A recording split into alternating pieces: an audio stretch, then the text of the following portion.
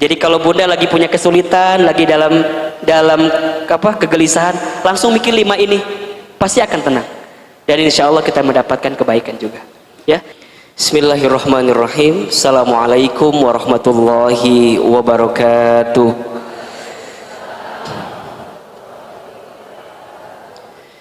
Alhamdulillahirabbil alamin. Alhamdulillahilladzi anzala as-sakinata fi qulubil mu'minin liyazdadu imanan ma'a imanihim. Asyhadu an la ilaha illallah wahdahu la syarikalah wa asyhadu anna Muhammadan abduhu wa rasuluh. Allahumma shalli wa sallim ala rasulillahil karim sayyidina wa syafi'ina wa maulana Muhammadin wa ala alihi wa ashabihi wa man tabi'ahum bi ihsanin ila yaumiddin. Rabbi a'udzubika min hamadzati syayatin wa a'udzubika rabbi ay yahdurun. Subhanaka la ilma lana illa ma 'allamtana innaka antal alimul hakim. La haula wa la quwwata illa billahil aliyyil adzim. Amma ba'du. Bunda, teteh, hadirin yang rahmati Allah Subhanahu wa taala, apa kabar semuanya pagi hari ini? Hari ini kita akan bicara tentang meyakinkan hati ya. Bunda, ada 5 mindset, mungkin saya bilangnya mindset ya. Mindset itu pola pikir yang harus Bunda tanamkan di hati agar kita semakin yakin menjalani hidup ini untuk menyandarkan sepenuhnya hanya kepada siapa? Allah. Sebelum saya bahas 5 mindset itu apa saja, saya ingin mulai dari satu keadaan yang membuat hidup kita terasa sulit. Penyebabnya adalah karena terlalu bersandar kepada selain Allah. Saya ulangi ya. Yang membuat hidup kita terasa sulit, terasa berat, karena terlalu bersandar kepada selain Allah. Itu faktor penyebabnya.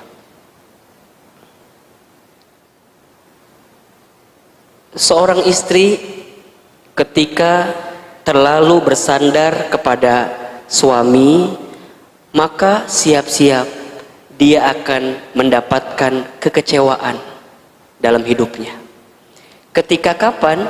Ketika keberadaan suaminya tidak sesuai dengan apa yang diharapkannya.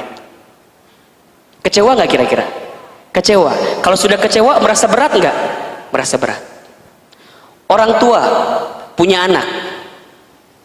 Kalau orang tua terlalu bersandar kepada seorang anak, ketika anaknya tidak sesuai dengan harapannya, maka siap-siap orang tua itu akan dibuat apa? Kecewa. Kalau sudah kecewa, maka hidupnya akan terasa berat. Seseorang yang bekerja di perusahaan terlalu bersandar ke tempat bekerja di perusahaannya itu, siap-siap dia akan apa? Kecewa. Ketika kapan? Ketika dia harus dirumahkan, ketika dia harus di PHK, ketika harus diberhentikan dan segala macamnya. Bunda punya bisnis, terlalu bersandar kepada bisnis usaha kita. Ketika kondisinya berubah, bisnis usaha kita berubah, kemudian kita kecewa, maka kita akan terasa sulit menjalani hidup. Alasannya apa? Karena terlalu bersandar kepada bisnis usaha kita. Maka jawabannya, kalau Bunda hidupnya ingin ringan, ingin tenang, ingin nikmat, belajarlah untuk menyandarkan semua kehidupan kita hanya kepada siapa? Allah. Pertanyaannya adalah, banyak di antara kita yang percaya kepada Allah, tapi sedikit di antara kita yang mempercayakan hidupnya kepada Allah. Iya enggak? Kalau ditanya yakin gak sama Allah? Yakin, tapi gitu deh, gelisah lagi, ngeluh lagi. Betul nggak? Nah, bagaimana caranya, mindset apa atau keyakinan hati apa yang perlu ditanamkan dalam diri kita agar semakin yakin dengan Allah? Saya mengambil mindset hidup ini dari mindsetnya Nabi Ibrahim alaihissalam. Bunda, Nabi Ibrahim itu seorang nabi yang masya Allah ya, disebut dengan bapaknya para nabi gitu ya, yang ketauhidannya, yang keimanannya, yang keikhlasannya Allahu Akbar. Bunda barangkali sudah sangat mengetahuinya karena seringkali diceritakan oleh para guru-guru kita. Nabi Ibrahim ujiannya Allahu Akbar begitu besar kan? Tapi apa yang membuat Nabi Ibrahim kuat menjalani hidup? Karena kuat keyakinannya kepada siapa? Kepada Allah. Nah, Ahilman, apa di antara keyakinan-keyakinan Nabi Ibrahim alaihissalam yang bisa kita pelajari, kemudian kita tanamkan di hati kita agar makin yakin dengan Allah? Bunda buka surat Asy-Syu'ara surat ke-26 ayat 78 ya sampai ayat 82 ya. Kita bahas ini, kan tadi 5 ya. Surat Asy-Syu'ara ayat 78 sampai 82. Ini berisikan tentang 5 mindset dalam hidup ya, terinspirasi dari Nabi Ibrahim alaihissalam yang akan membuat kita semakin yakin dengan Allah. Jadi kalau Bunda sedang menghadapi kesulitan, sedang menjalani hidup, maka yakini 5 mindset ini. Oke, kita bahas satu persatu ya. Yang pertama, keyakinan dalam hati kita yang perlu kita tanamkan adalah A'udzubillahi minasyaitonirrajim. Bismillahirrahmanirrahim. Alladzi khalaqani fahuwa yahdin. Alladzi khalaqani fahuwa yahdin. Dialah Allah yang telah menciptakan aku, maka dialah Allah yang menunjukkan jalan kepadaku atau memberi petunjuk kepadaku. Ini keyakinan pertama. Dialah Allah yang menciptakan aku dan dialah Allah yang memberikan petunjuk kepadaku. Bunda, yang menciptakan kita siapa? Yang menciptakan kita siapa? Allah. Kalau Allah yang menciptakan kita, berarti yang mengatur urusan hidup kita siapa? Allah. Nah, sekarang pertanyaannya, Bunda dalam hidup ngikutin aturannya siapa? Kalau Bunda hidupnya ngikutin aturan kita, aturan saya, aturan yang jadi maunya kita, bukan aturan Allah, maka siap-siap kita akan dibuat sulit dalam hidup. Kita paham, kita yakin Allah yang menciptakanku, berarti Allah yang mengatur urusan hidupku.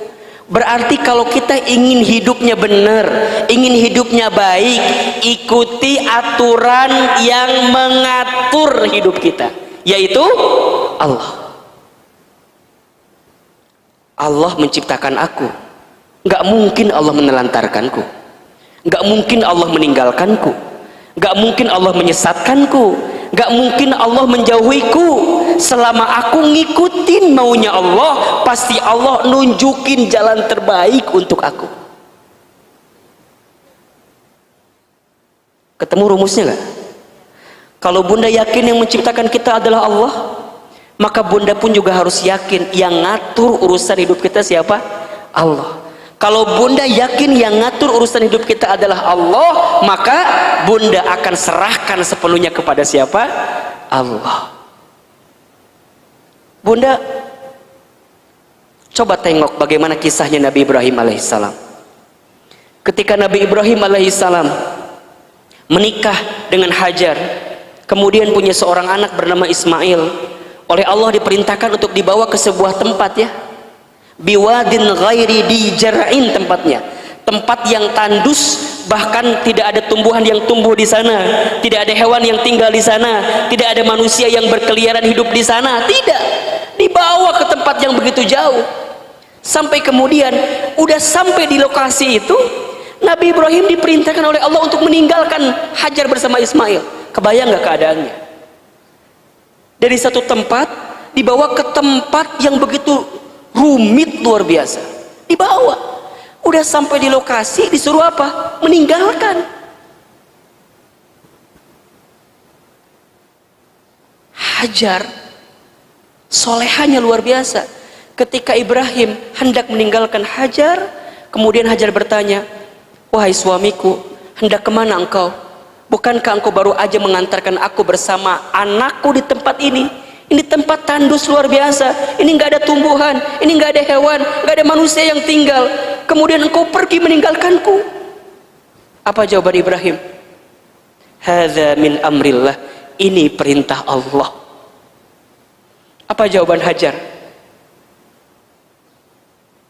Jika ini perintah Allah, sami'na wa ata'na. Aku dengar, aku taat, silakan engkau pergi. Tapi ada satu permintaan. Ketika engkau pergi, jangan menolehkan wajahmu kepadaku, karena aku tidak ingin melihat wajahmu menangis sehingga membuat aku sedih ditinggal oleh dirimu.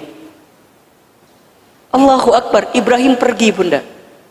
Kemudian Hajar bersama Ismail di situ. Singkat cerita, perbekalan habis kan. Kemudian Ismail menangis karena kehausan. Ketika Hajar ingin memberikan air susunya, tapi apa yang terjadi? Air susunya ternyata tidak keluar kan. Maka Hajar kemudian mencarilah air. Dari mana? Disebutlah dari Bukit Sofa. Kemudian dia berjalan, kemudian lihat seakan-akan ada air di situ. Maka berangkatlah ke Marwa, disebutkan begitu. Ternyata sampai di Marwa itu bukan air yang tadi, ternyata Fata Morgana gitu. Seakan-akan air padahal bukan. Tapi Hajar nggak sampai di situ, balik lagi ke Sofa, balik lagi ke Marwa, balik lagi ke Sofa. Berapa kali disebutkan? 7 kali bolak-balik di situ, tidak menemukan air. Kan begitu? Sampai kemudian air ditemukan di dekat kakinya daripada Ismail putranya. Pertanyaan saya adalah, kenapa Ibrahim begitu luar biasa untuk melakukan keadaan seperti itu? Meninggalkan istrinya, meninggalkan putranya, meninggalkan keadaannya, karena ini tahu perintah Allah, mengikuti maunya Allah. Karena Ibrahim alaihissalam yakin Allah yang menciptakanku, maka Allah juga yang memberikan petunjuk kepadaku. Tidak mungkin sesuatu yang ditunjukkan oleh Allah menyesatkan dalam hidupku. Maka mindset pertama yang harus bunda yakinkan di hati, alladzi khalaqani fahuwa yahdin. Allah yang menciptakanku, maka Allah lah yang memberikan petunjuk kepadaku. Jelas gak kira-kira? Kalau Allah yang nyiptain kita, Allah yang ngatur hidup kita, maka tugas kita adalah ikutin aturan Allah. Ikutin apa? Aturan Allah.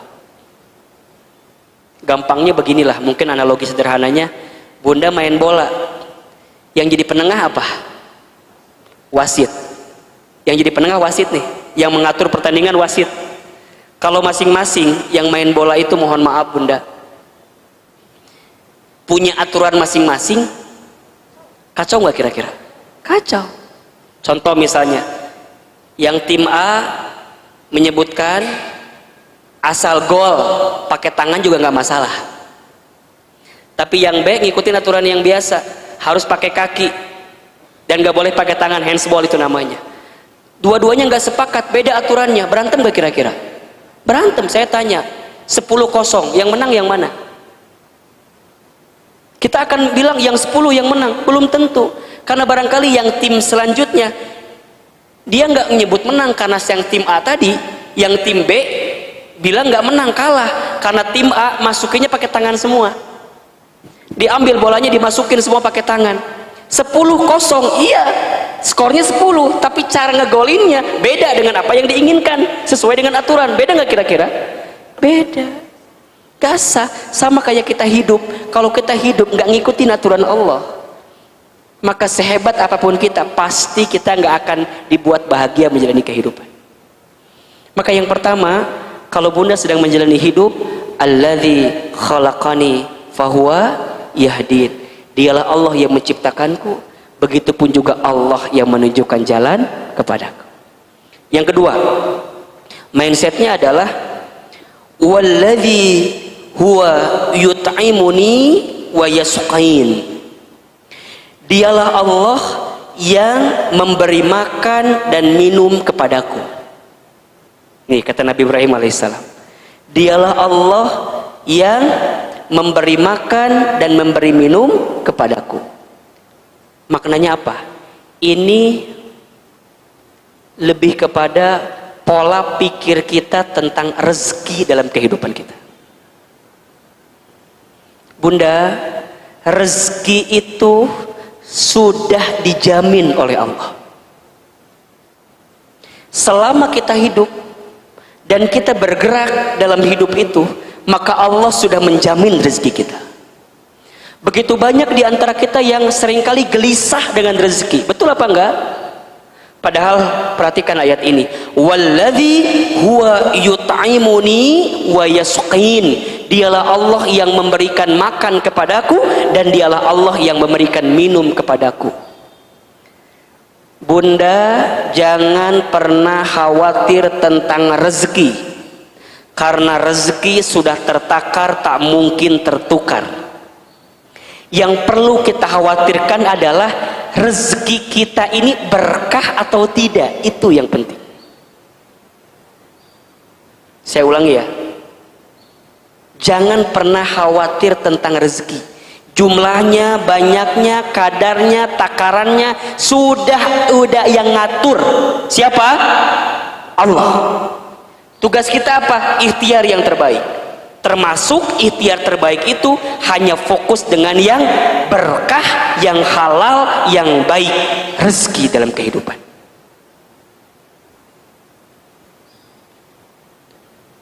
Kerja kita itu, bisnis kita itu tidak menentukan rezeki kita. Itu hanyalah bentuk kewajiban kita kepada Allah. Bunda bisnis, bunda bekerja, itu hanyalah kewajiban kita ikhtiar. Tapi hasil yang menentukan siapa? Allah. Dan Allah selalu tahu mana yang terbaik rezekinya untuk kita. Makanya kata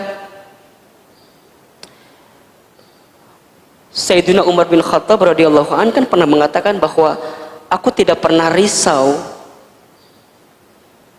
aku tidak pernah gelisah dengan hidup, karena aku percaya, aku yakin sesuatu yang sudah tercatat untukku tidak akan pernah meninggalkanku. Dan semua sudah ada kadar takarannya rezeki masing-masing, dan kita percaya bahwa Allah pasti memberikan rezeki kepada kita. Wa ma min dabbatin fil ardi illa 'alallahi rizquha, dan tidak ada makhluk yang bergerak di muka bumi kecuali Allah jamin rezekinya.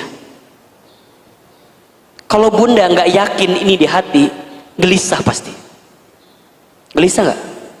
Di tengah COVID, di tengah corona saat ini, urusan rezeki, mohon maaf, kondisi kita hari ini sulit nggak kira-kira bunda? Sulit, kondisi sedang tidak menentu. Tapi bunda yakin di hati bahwa walladzi huwa yut'imuni wa yasqin, dialah Allah yang memberikan makan kepadaku dan memberikan minum kepadaku. Maknanya Allah menjamin rezekiku.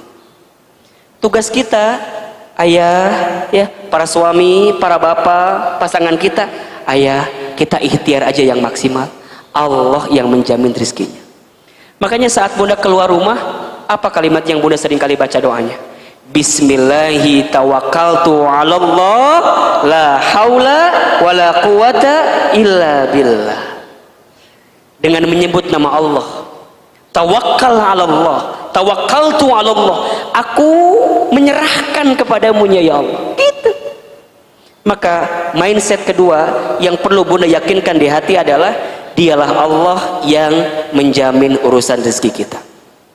Yang ketiga, wa idza maridtu fahuwa yashfin, dan apabila aku sakit dialah Allah yang menyembuhkan aku.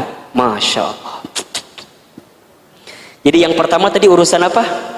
Urusan hidup ya, urusan hidup kita, skenario hidup kita. Yang nyiptain kita siapa? Allah. Berarti yang ngatur hidup kita siapa?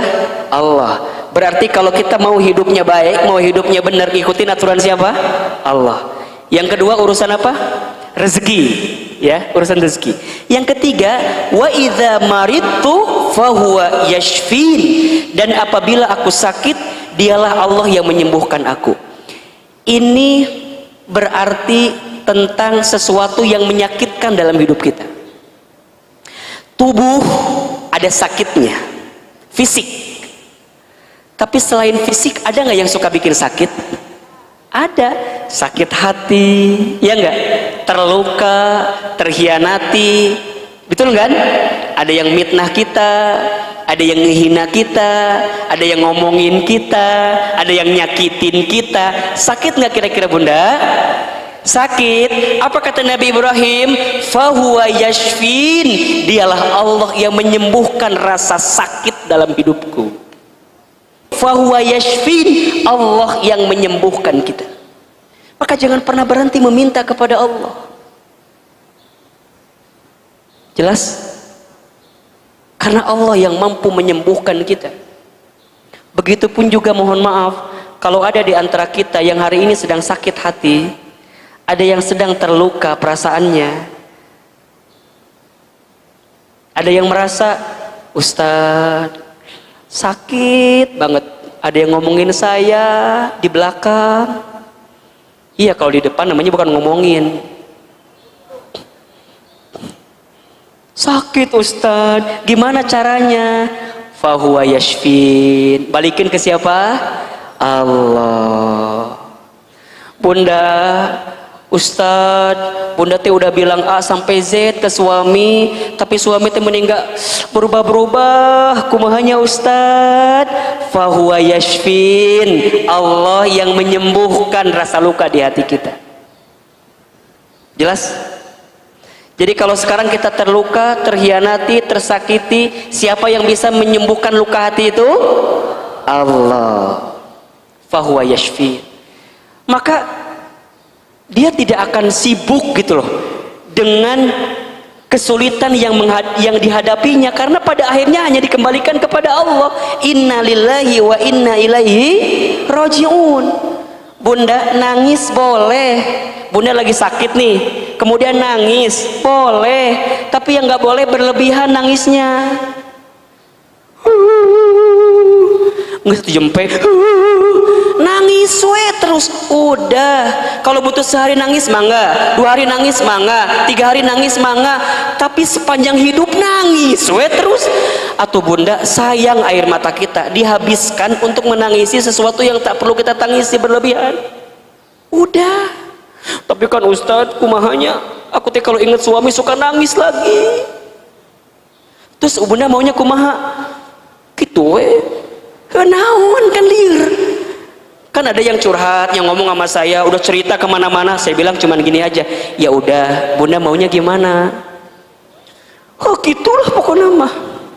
Ya apa? Oh gitu, udah sakit hati banget Ustadz. Terus kumaha? Ah Ustadz mah ngerti. Jadi pabaliut kan? Udah we, dah Ustadz ngerti, Bunda kita apal. Ujungnya apa? Udah, fahuwa yashfin, Allah yang bisa menyembuhkanku. Jadi yang pertama tadi urusan apa? Urusan hidup, skenario rencana kita hidup. Yang kedua urusan apa? Rezeki. Yang ketiga urusan apa? Kesehatan, sakit dalam hidup kita hari ini, ya. Yang keempat, walladzi yumituni thumma yuhyin, dan dialah Allah yang mematikan aku kemudian akan menghidupkan aku kembali. Bunda, yang menghidupkan kita siapa? Allah. Yang mematikan kita nanti siapa? Allah. Setelah itu nanti kita akan dihidupkan kembali dalam fase kehidupan yang selanjutnya, alam kubur. Setelah alam kubur nanti ada alam akhirat kita. Bunda, hidup di dunia ini bukan untuk hidup, tapi untuk yang maha hidup. Mati bukan akhir kehidupan, justru mati itulah awal kehidupan yang sebenarnya. Maka orang beriman tidak takut mati. Orang beriman tidak gelisah dengan mati.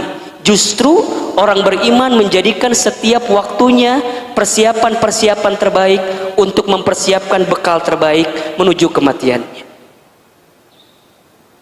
Dan dia tahu bahwa hidup di dunia ini bukan kekal, hanya sementara. Kaya sementara, miskin sementara, sehat sementara, sakit sementara, cantik sementara, kurang cantik sementara, hari ini kuat sementara, besok lemah sementara. Suami kita kenapa jadi berubah lihatnya?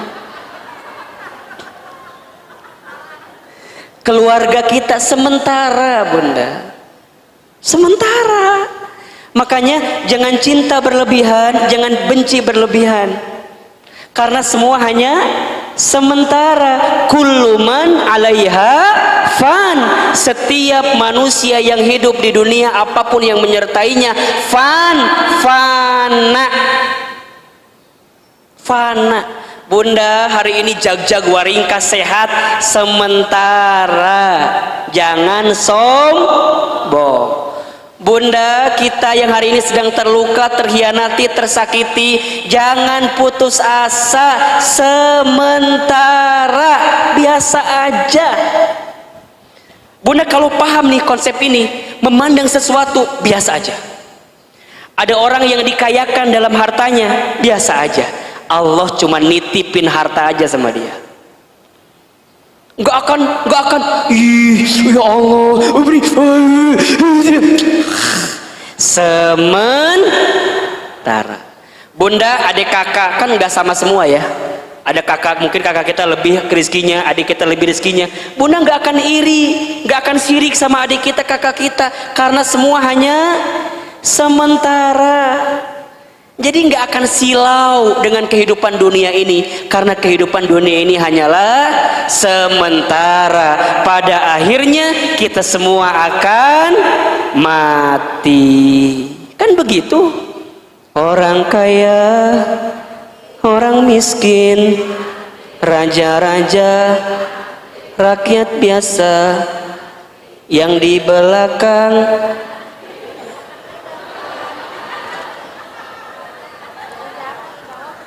yang di atas, yang di tengah, Ustadz Hilman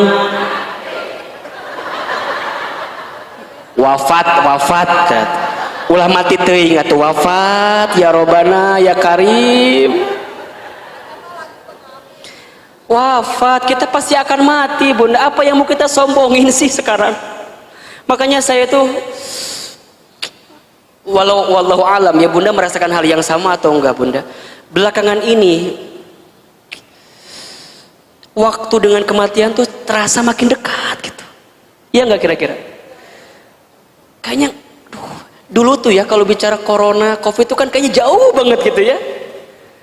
Hari ini tuh ya Allah, tetangga kita, saudara kita, guru-guru kita gitu.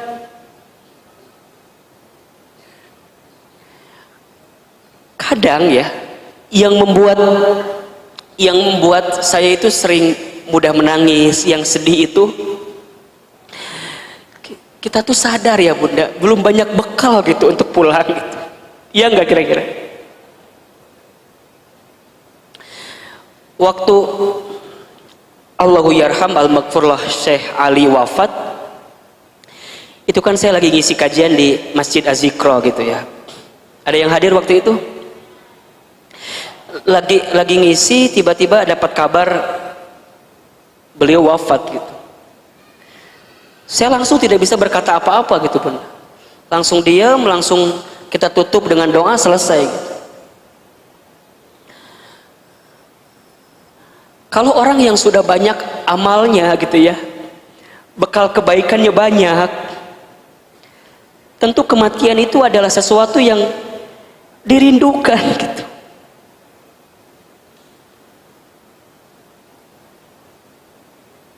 Banyak orang-orang soleh ya, yang kita lihat mereka adalah orang-orang soleh selama hidupnya, walau alam, karena tentu Allah yang punya pengetahuan yang sesungguhnya. Kita kan hanya bisa lihat kasat mata aja gitu. Allah panggil usianya gitu. Dan ada orang yang jasadnya sudah mati, tapi kebaikannya masih hidup gitu. Makanya nanti ada istilah, ada usia, ada umur. Ini beda bunda. Usia itu hitungan angka, itu usia. Bunda 60, 50, 40, Ahilman misalnya 30, itu hitungan angka. Tapi ada umur.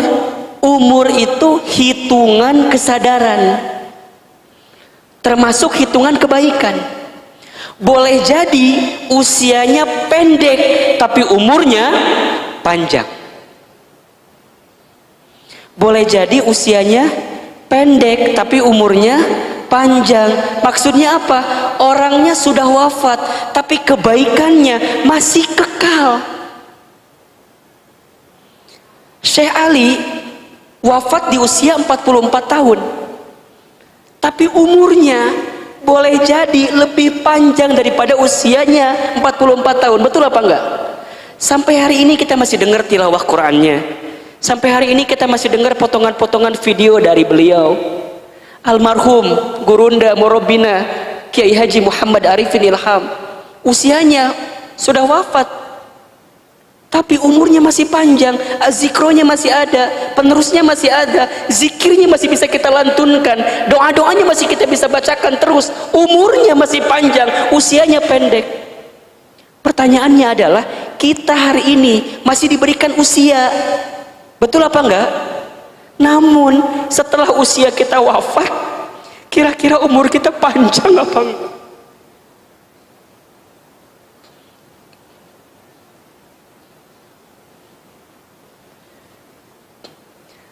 Maka tiada sikap yang dimiliki oleh mereka orang beriman kecuali setiap harinya adalah ingatan-ingatan tentang kematian. Makanya kata Nabi SAW, mukmin yang cerdas itu adalah dia yang paling banyak ingat tentang mati dan mempersiapkan kematiannya. Jadi siapin bekal banyak-banyak.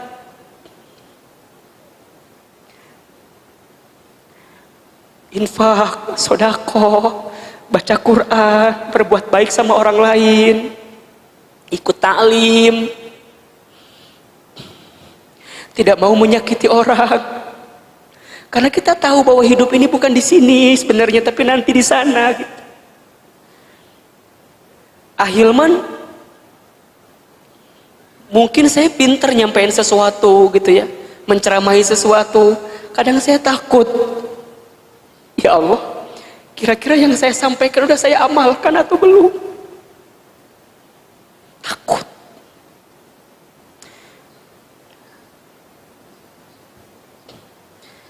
Makanya mindset yang kelima, Bunda perhatikan. Walladzi atma'u ayyaghfirali khati'ati yaumaddin. Walladzi atma'u ayyaghfirali khati'ati yaumaddin. Dialah Allah yang aku inginkan untuk mengampuni kesalahanku pada hari kiamat. Jadi begini Bunda, Setelah yang keempat mindsetnya adalah Allah yang mematikan kita, Allah yang menghidupkan kita, maka yang terakhir adalah aku yakin Allah pasti mengampuni dosa-dosaku. Sebanyak apapun dosa yang pernah kita lakukan, selama kita bertaubat kepada Allah, maka Allah ampuni dosa-dosa kita. Sebelum nyawa kita sampai di tenggorokan, Bunda, kan itu batas ujungnya. Sebelum nyawa kita sampai di ghar-ghar, di tenggorokan ini, selama kita bertaubat dari sebanyak dan sebesar apapun dosa kita, pasti Allah akan ampuni dosa-dosa kita. Makanya Bunda yang dirahmati Allah, jangan mudah menghakimi tentang orang lain, karena selama dia hidup, dia masih punya harapan untuk apa? Bertaubat dan menjadi orang baik. Jangan mudah menjudge, menghina, menghakimi orang lain tentang keburukannya, tentang kejahatannya, tentang kejelekannya. Tanamkan di hati kita doa terbaik, boleh jadi dia bisa berubah jadi orang baik dan kemudian wafat dalam keadaan baik. Dan kita hati-hati yang sudah merasa baik, kita merasa baik, merasa soleh, merasa aman, tapi kita lupa memohon kepada Allah. Ujungnya kita terjerumus, terpleset, balik lagi, kita berbuat dosa dan wafat saat berbuat dosa. Nauzubillahi min dzalik. Selalulah simpan kacamata rahmat dalam pandangan kita ini, Bunda, untuk melihat apapun dengan kasih sayang. Kalau Bunda hari ini melihat ada orang yang jahat, orang yang buruk, benci kejahatannya, benci keburukannya, tapi jangan benci orangnya, karena orangnya boleh jadi bisa berubah. Betul apa enggak? Ada seseorang yang pernah hampir membunuh baginda Nabi Muhammad SAW, pernah hampir membunuh, tapi kemudian lihat ujung hayatnya. Seseorang ini dimakamkan di samping makam baginda Nabi Muhammad SAW. Siapa beliau? Umar bin Khattab. Ada seseorang yang pernah menjadi musuh baginda Rasul, memerangi agama, tapi kemudian saat wafatnya disebut dengan pedangnya Allah. Siapa beliau? Sahabat Khalid bin Walid. Setiap kita ini punya harapan untuk menjadi orang baik, seburuk apapun kita di masa lalu itu. Dan kita yakinlah bahwa Allah mengampuni dosa-dosa kita, maka jangan pernah berhenti beristighfar kepada Allah. Dosa kita banyak, Bunda. Dosa kita banyak. Ustaz, tapi gimana ya kalau dosa saya banyak, kira-kira Allah akan ampuni dosa saya enggak ya? Karena banyak banget dosa saya. Pasti selama kita bertobat. Surat Az-Zumar ayat 53. Qul ya ibadiyalladzina asrafu ala anfusihim la taqnatu min rahmatillah innallaha yaghfirudz dzunuba jami'an. Wahai hamba-hambaku yang pernah keterlaluan berbuat kesalahan, kata Allah, jangan pernah putus asa dengan rahmat Allah. Selama engkau minta ampun, selama engkau bertobat, selama engkau memperbaiki diri, sesungguhnya Allah akan mengampuni dosa-dosa kalian jami'an, seluruhnya. Maka ayo mulai hari ini, Bunda, mulai hari ini, mumpung kita masih di awal tahun, bulan Januari 2021, banyak taubat sama Allah, banyak minta ampun sama Allah. Percayalah, ampunan Allah lebih luas daripada dosa yang pernah kita lakukan. Syaratnya taubat. Ahilman, bagaimana syarat taubat yang diterima itu? Satu, ikhlas karena Allah. Tanamkan di hati, Allah yang menciptakan aku, Allah yang mengatur hidupku, Allah yang menjamin rizkiku, Allah yang menyehatkanku, Allah yang menghidupkan mematikanku. Kemudian ikhlas karena Allah. Yang kedua, menyesal kalau kita pernah berbuat dosa. Bunda, kalau ingat-ingat dosa itu nyesel, malah ketika nyeselnya itu bisa sakit tuh. Bisa kemudian di hati ini, ya Allah, naha dulu berbuat itu ya, naha berbuat dosa, menyesal, syarat taubat. Yang ketiga, berhenti, tinggalkan. Berhenti, tinggalkan, udah cukup. Dan yang keempat, komitmen untuk mengisi hari-hari ke depan dengan apa? Kebaikan. Satu apa tadi? Ikhlas. Dua, nyesel. Tiga, berhenti, tinggalkan. Empat, komitmen dengan kebaikan. Taubatan nasuha. Kalau belum, berarti gimana? Taubatnya belum serius. Ustadz, gimana kalau kami sudah bertobat, bikin dosa lagi? Gimana berarti? Taubat lagi, bikin dosa lagi, taubat lagi, bikin dosa lagi, taubat lagi, bikin dosa lagi, mati, nggak sempat bertobat. Jadi gimana Ustadz? Saat kita bertobat, komitmen, boleh jadi itu kesempatan taubat terakhir sebelum kita wafat menuju Allah Subhanahu Wa Taala. Makanya Bunda nih kalau ngaji, pikirin, barangkali ini ngaji saya yang terakhir. Kalau ada kesempatan, saya mau ngaji, sieun itu penak deui jeung Ustadz Hilman. Maot maksudnya teh kitu. Sieun aku mah takut ini teh ngaji aku yang terakhir. Ada kesempatan ngaji. Ada waktu sholat malam, bangun, sholat tahajud, barangkali itu yang terakhir. Bunda jadikan semua amal seolah-olah itu amal yang terakhir. Jika Bunda berpikir itu, maka Bunda akan serius menjadikan amal itu. Bunda ngelayanin suami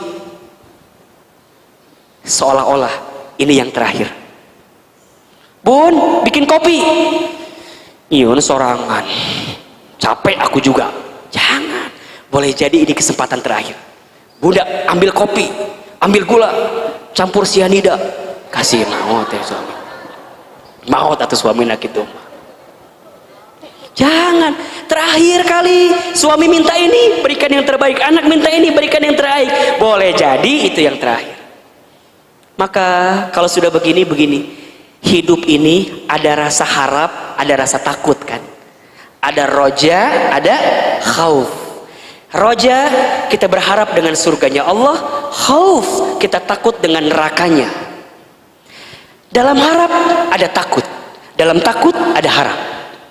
Saat Bunda beramal soleh harus ada takut. Takut gak diterima, ya enggak? Sehingga apa? Lurusin niat lagi, ikhlasin niat lagi, kan begitu. Saat Bunda berbuat dosa ada rasa harap. Apa harapannya? Harapannya Allah mengampuni dosa-dosa kita. Ada rasa harap dalam takut, ada rasa takut dalam rasa harap. Dan itu yang harus kita miliki semuanya. Maka jika 5 mindset ini sudah kita tanamkan di hati kita, tenang hidup ini Bunda. Yang pertama, Allah yang menciptakanku, Allah yang mengatur hidupku. Yang kedua, Allah yang menjamin rezekiku. Yang ketiga, Allah yang menyembuhkan sakit luka dalam hidupku. Yang keempat, Allah yang menghidupkanku, kemudian nanti Allah yang mematikanku. Hidup ini sementara, semua akan kembali kepada Allah. Yang kelima, Allah yang akan mengampuni dosa-dosaku. Jelas kira-kira? Jelas kira-kira? Tanamkan mindset ini, tanamkan di hati keyakinan ini, insya Allah kita akan belajar dari Nabi Ibrahim alaihissalam. Sampai kemudian lihat ujung ayat ini kan, Robbi habli hukman wa alhiqni bissolihin. Ya Tuhanku, berikanlah kepadaku hikmah dan masukkanlah aku ke dalam golongan orang-orang yang soleh. Ada hikmah dari kejadiannya. Apa hikmahnya? Allahu Akbar. Nabi Ibrahimnya sudah wafat, Siti Hajarnya sudah wafat, Nabi Ismailnya sudah wafat, tapi sampai hari ini kita masih bisa menunaikan ibadah haji. Yang ibadah haji itu filosofi ritualnya berangkat dari kisahnya siapa? Nabi Ibrahim alaihissalam. Air Zam-Zam masih bisa kita minum nggak? Masih bisa kita minum. Hikmah kan itu. Sa'i dari mana? Sofa ke Marwah. Kita tunaikan hari ini, saat ini, ya nggak? Dalam haji dan umroh. Karena apa? Hajar alaihissalam. Kita tawaf, kan begitu? Ini adalah bagian-bagian dari hikmah itu sendiri. Maka Bunda percayalah, apapun skenario hidup yang hari ini sedang kita jalani, jangan mudah menghakimi skenario itu. Boleh jadi Allah sedang menyiapkan kebaikan dalam kehidupan kita.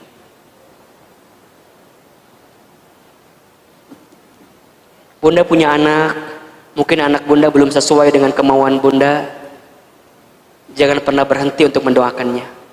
Boleh jadi anak bunda itu akan menjadi anak yang soleh, anak yang baik. Boleh jadi mungkin saat bunda sudah tiada di dunia ini, bunda hari ini berwakaf, bersedekah, berinfak, jadi orang tua asuh untuk penghafal Quran.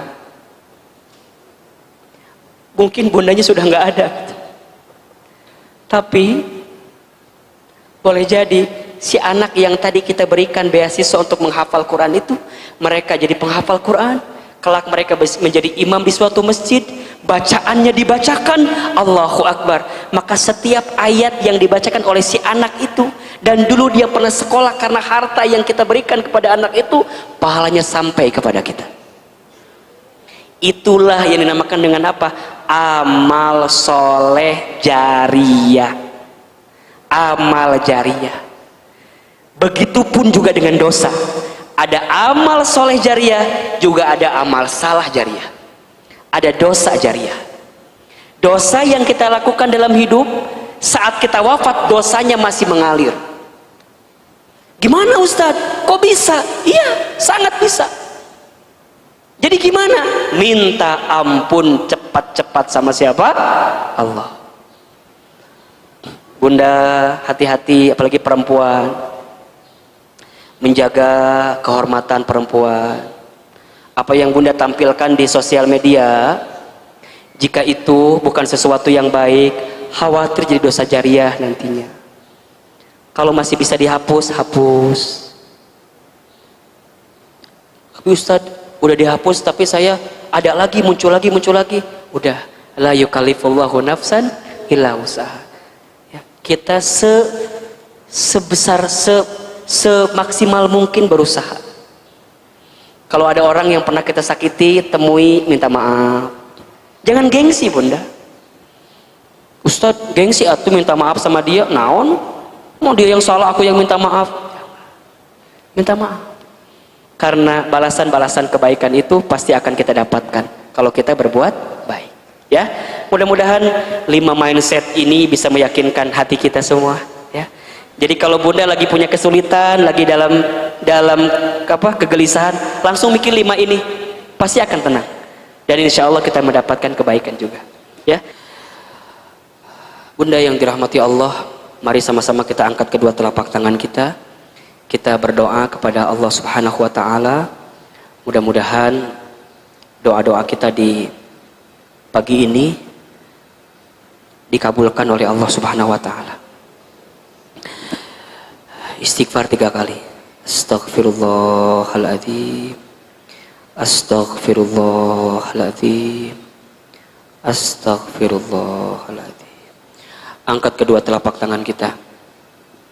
Tundukkan kepala kita, tutup kedua mata kita, aminkan dalam hati doa-doa yang coba kita bacakan. Astagfirullahaladzim. A'udzubillahi minasyaitonirrajim. Bismillahirrahmanirrahim. Alhamdulillahi rabbil alamin. Alhamdulillahi rabbil alamin. Alhamdulillahi rabbil alamin, hamdan syakirin, hamdan na'imin, hamdan yuafi ni'amahu wa yukafi mazidah. Allahumma salli ala sayyidina Muhammad wa ala alihi wa ashabihi ajma'in. Ya Allah, ya Rahman, ya Rahim. Duhai Allah yang maha pengasih lagi maha penyayang. Ya Allah, hari ini kami semua hadir kembali di masjid ini. Hari ini kami berkumpul kembali di tempat ini. Ya Allah, kami mohon kepadamu, sayangi kami semua dengan kasih sayang-Mu ya Rabb. Cintai kami semua dengan kasih sayang rahmat-Mu ya Allah. Ya Allah ya Rabb, Engkau yang maha melihat setiap kelakuan kami. Engkau yang maha menatap setiap isi hati perasaan kami. Ya Allah, Engkau yang maha mendengar setiap keluh kesah kegelisahan hati kami. Ya Allah, terima kasih Engkau takdirkan kami hadir kembali di masjid ini, ya Allah. Tidak ada yang kami inginkan saat kami hadir kecuali kami mendapatkan ridho-Mu, ya Allah. Kami rindu, ya Allah, dengan kebaikan-kebaikan yang Kau berikan kepada kami, ya Allah. Maka ya Allah, terima ini semua sebagai tanda syukur kami kepadamu, ya Allah. Terima kasih untuk nikmat usia yang Engkau masih berikan kepada kami. Di saat banyak saudara kami, teman-teman kami yang Engkau telah panggil usianya, ya Rabb. Terima kasih ya Allah untuk nikmat sehat yang masih Engkau tanamkan di tubuh kami. Terima kasih untuk nikmat rezeki, ya Allah, yang masih Engkau amanahkan kepada kami. Terima kasih untuk nikmat keluarga yang masih Engkau bersamakan dengan hidup kami. Ya Allah, ya Ghaffar, ya Ghafur, begitu banyak nikmat yang Kau berikan kepada kami, ya Rabb. Tapi kami seringkali membangkang, lupa, lalai dengan perintah-Mu, ya Allah. Maka ya Allah, Engkau yang maha mengampuni semua dosa-dosa kami. Kami mohon ya Allah, siapapun di antara kami, seburuk apapun masa lalu kami, sebanyak apapun dosa-dosa kami, sesering apapun maksiat kami,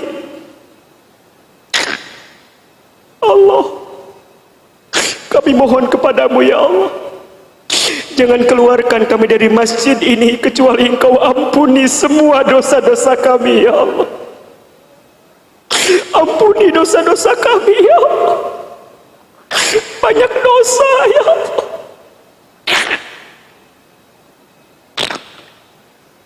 Banyak dosa, ya Allah. Ampuni semua dosa-dosa kami, ya Allah. Dari mulai dosa yang kecil sampai dosa yang besar. Dari mulai dosa yang kami sembunyikan sampai dosa yang kami buat terang-terangan, ya Rabb. Dosa mata dari pernah melihat yang haram. Dosa lisan pernah berbohong, sering berdusta, pernah ingkar janji, fitnah, ghibah. Bunda, berapa banyak lisan ini keluar kata-kata yang tidak baik. Mungkin pernah melawan kepada suami kita, mungkin pernah membangkang kepada orang tua kita, tanpa sadar pernah membicarakan aib saudara kita, teman kita.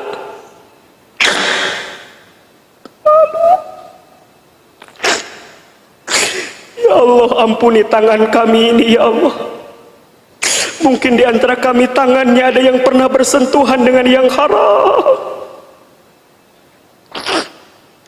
Ampuni perut kami ini, ya Allah. Mungkin pernah masuk makan minum yang haram.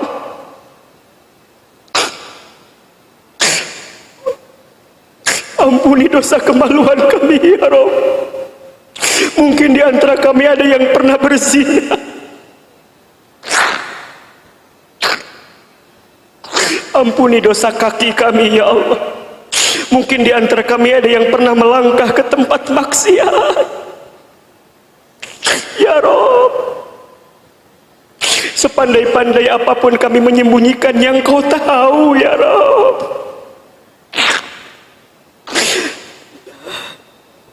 Ampuni dosa kami, ya Allah. Jangan wafatkan kami sebelum Engkau ampuni dosa-dosa kami, ya Allah. Terima taubat kami, ya Allah. Belum lagi dosa kami kepada kedua orang tua kami, ya Allah. Maafkan kami jika ada yang pernah menyakiti hati orang tuanya, pernah menyinggung perasaan orang tuanya, pernah menyakiti hati orang tuanya, pernah meneteskan air mata ayah ibu orang tuanya, ya Allah. Bunda, silahkan berdoa, minta ampun kepada Allah atas dosa-dosa yang pernah kita lakukan. Ingat-ingat dosa apa itu. Semakin kita ingat, kita nyesal pernah berbuat dosa itu. Minta sama Allah agar kita dibimbing untuk meninggalkan dosa itu. Allah, Ampuni dosa kami ya Allah. Ampuni dosa kami ya Allah. Rabbana zalamna anfusana wa illam taghfir lana wa tarhamna lanakunanna minal khasirin. Allah, kami ridho ya Allah. Seandainya musibah, ujian, cobaan menimpa kami, kami ridho menerimanya ya Allah. Boleh jadi itu karena dosa-dosa kami ya Allah. Tapi kami mohon ya Allah, ampuni dosa kami ya Allah. Jadikan ujian hidup ini sebagai cara Engkau mengampuni dosa-dosa kami ya Allah. Kesulitan hidup kami, ujian hidup kami ini ya Allah, kami ridho, kami terima, asalkan Engkau ampuni semua dosa-dosa kami ya Allah. Ya Allah, kami mohon kepadamu, siapapun di antara kami pagi ini yang datang membawa banyak kesulitan dalam hidupnya, yang datang sedang punya masalah, yang datang sedang diuji, sedang dicoba ya Rabb, kami mohon kepadamu ya Allah. Ya Allah, kami tahu ini rencanamu ya Allah. Kuatkan kami melalui ini semua ya Allah. Bunda, yang punya kesulitan, yang punya hajat, silakan berdoa masing-masing sesuai dengan hajatnya. Apa yang sedang punya masalah, sedang punya kesulitan, punya hajat, sampaikan kepada Allah. Allah Al-Hadi, Allah yang maha memberi petunjuk. Allah ya Nur, Allah yang memberikan cahaya terbaik dalam hidup kami. Ya Allah, belajar berbisik sama Allah, belajar menyampaikan apa yang kita inginkan. Bismillahirrahmanirrahim. Ya Allah, Engkau yang tunjukkan kepada kami jalan yang baik ya Allah. Ya Allah ya Rabb, seberat apapun masalah yang sedang kami hadapi, kami yakin Engkau maha besar ya Allah. Tidak ada ujian yang menimpa hidup kami kecuali Engkau yang akan memberikan solusinya ya Allah. Hasbunallah wa ni'mal wakil, ni'mal maula wa ni'man nasir. Ya Allah, siapapun di antara kami yang sedang sakit, sembuhkan ya Allah.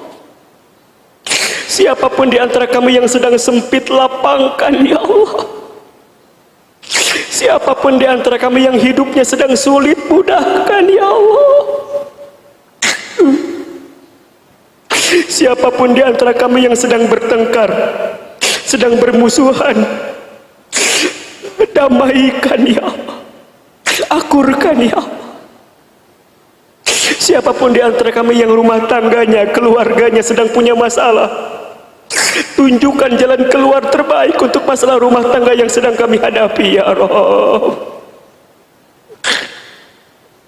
Ya Rabb, jangan tinggalkan kami saat kami sedang sendiri ya Allah.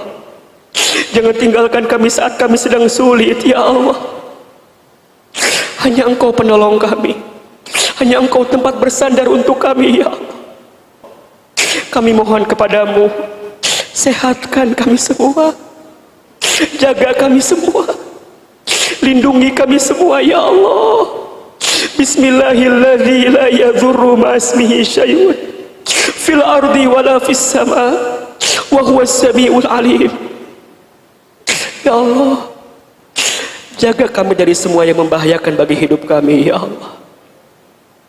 Allah, Allah, tanamkan di hati kami kekuatan untuk makin dekat denganmu ya Allah. Mulai hari ini, bimbing hidup kami semakin lebih baik ya Allah. Lebih baik hidup kami ini ya Allah. Makin baik iman kami ya Allah. Makin baik Islam kami ya Allah. makin baik ibadah kami ya Allah, makin baik akhlak kami ya Allah.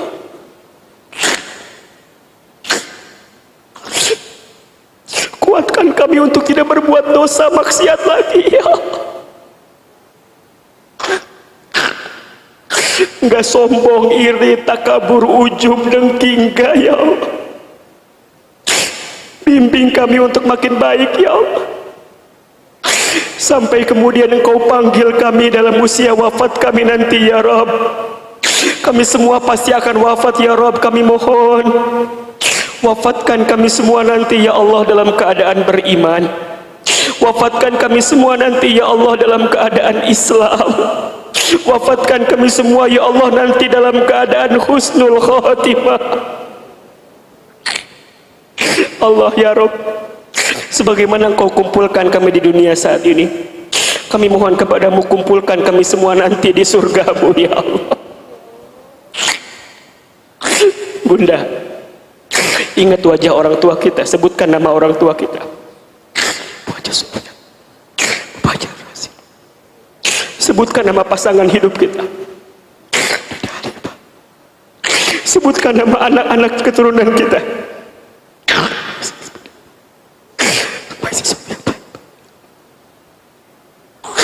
Ya Allah, kumpulkan kami nanti di surga bersama orang-orang yang kami sayangi ya Allah.